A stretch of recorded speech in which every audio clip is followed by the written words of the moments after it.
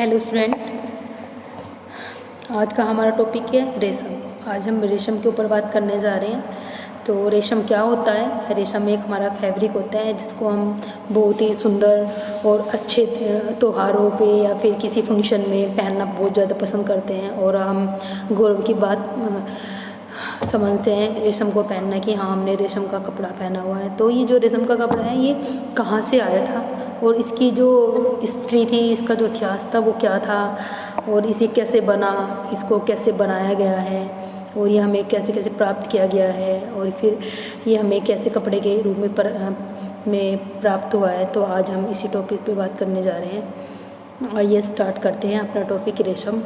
रेशम एक प्रोटीन व जानवर तंतु एनिमल फाइबर है जो शहतूत के वर्षों पर पलने वाले कीड़ों से प्राप्त होता है। शहतूत जो है एक पेड़ होता है हमारा, जो कीड़ा है, ये कीड़ा हमें उसके ऊपर पालना होता है, फिर उस कीड़े से ही हमें रेशम का धागा प्राप्त होता है। रेशम के बने वस्त्र अपनी सुंदरता, कोमलता, लचीलेपन व आकर्षण के कारण वस्त्रों के राजा कहे जाते हैं। इसके जो गुण हैं वो बहुत ही सुंदर होता है। रेशम का जो फैब्रिक होता है वो बहुत सुंदर होता है, जो कोमल भी बहुत सॉफ्ट होता है, लचीलापन बहुत ज़्यादा है। तो वो जो उसमें अपने आकर्षण और अपने इसमें जो क्वालिटीज़ होती है उसके लिए बहुत ही ज़्यादा प्रसिद्ध है और इसलिए ये वस्त्रों का राजा माना जाता है। विशिष्ट गुणों के कारण ही संसार के समस्त हिस्सों में रहने वाले लोग रेशम वस्त्र पहनकर शान और गौरव की बात समझते हैं। रेशम का इतिहास। रेशम का जन्म ईसा से लगभग 2500 वर्ष पूर्व हुआ था। इसके उद्भव के विषय में एक दंत कथा कही जाती है। एक चीनी रानी सिंगलिंग ची ने अपने बाग में चाय पी और बची हुई चाय को पास के शहतूत के वृक्ष पर लटके एक ककून को डाल दिया।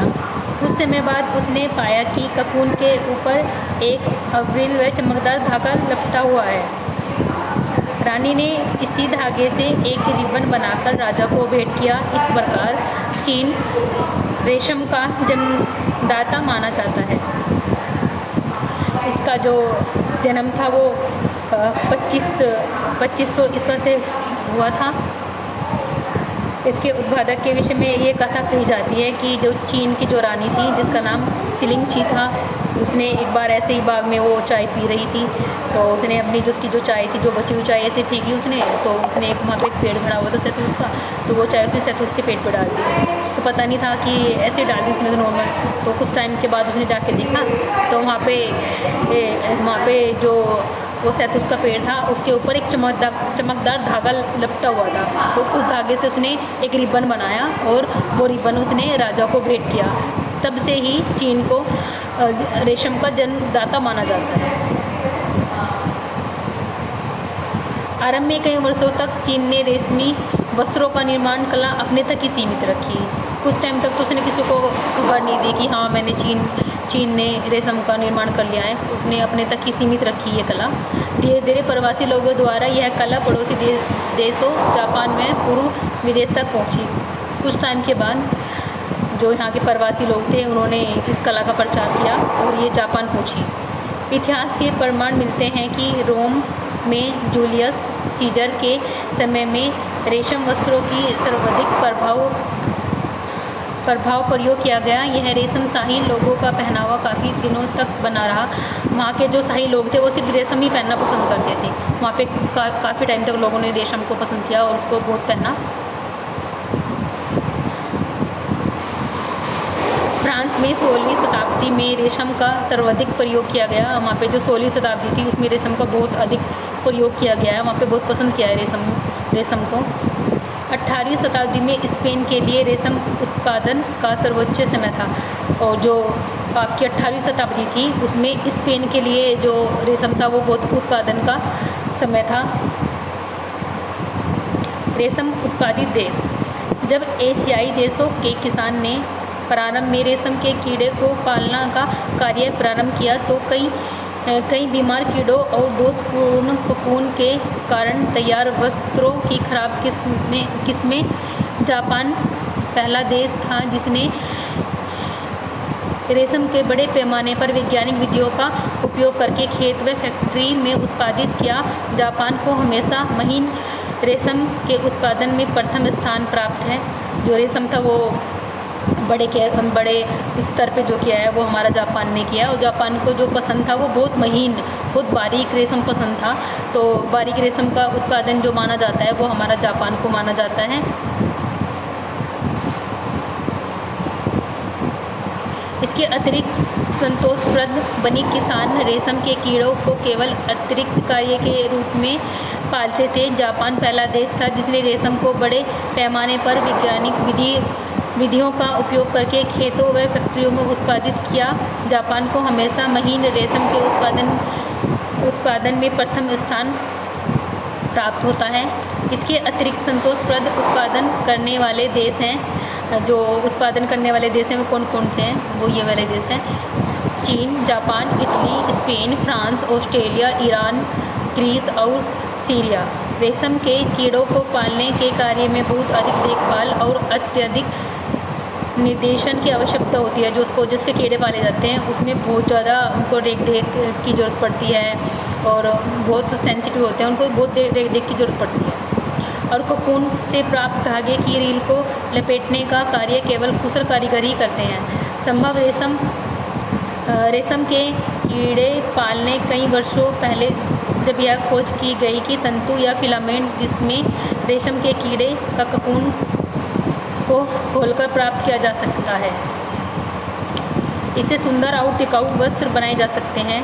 तभी से रेशम के कीड़ों को मुख्यतः रेशम के उत्पादन के उद्देश्य से पाला जाता है। फिलामेंट प्राप्त करने के लिए किए जाने वाले कोकून के उत्पादन को सेरीकल्चर कहा जाता है। शहतूत के पेड़ पर पलने वाले कीड़े की एक विशिष्ट प्रजाति जो कि भारमिक्स मोरो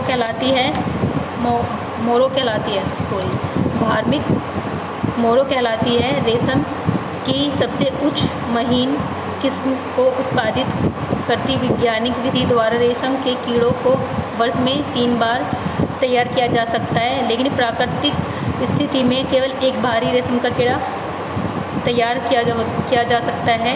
कीड़े का जीवन चक्र जो होता है वो 4 अवस्थाओं में होता है।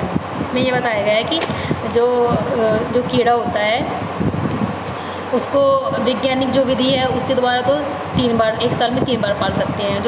और जो प्राकृतिक विधि है उससे सिर्फ एक ही बार, वर्ष में 1 ही बार पालते हैं। तो जो इसकी जो कीड़े का जो चक्र होता है, जीवन चक्र होता है, वो 4 अवस्थाओं में बटा हुआ है, 4 प्रकार का होता है। नंबर 1, अंडा, कैटरपिलर, कार्यशील और कीड़ा मादा। कीड़ा द्वारा कोकून से निकलने के बाद 3 दिन बाद नंबर कार्ड पर से किसी उद्देश्य के लिए तैयार किया जाता है, पर 350 से 400 अंडे एक साथ में दिए जा सकते हैं और कीड़े मर जाते हैं। लुईस पचर की खोज के आधार पर कुछ कीड़ों में अनुवांशिक संकरण पाया जाता है, अतः आनुवंशिक यंत्रों द्वारा देखा जाता है और जिन कीड़ों को संकरण होता है उनके द्वारा दिए गए अंडे के कार्ड को जला दिया जाता है। मतलब जो सही होते हैं अंडे वो तो रख लिए जाते हैं, जो ख़राब हो जाते हैं जिनमें संक्रमण होता है तो वो वाले कार्ड जो होते हैं जिनमें हमारा कीड़ा रखा तो वो जला दिए जाते हैं। इस सावधानीपूर्वक वैज्ञानिक विधि के कारण ही जापान द्वारा सबसे अधिक मात्रा में और अच्छे किस्म का रेशम तैयार किया जाता है। इसी वैज्ञानिक जो विधि के द्वारा ही है जो जापान सबसे अच्छा रेशम प्राप्त करने में करता है।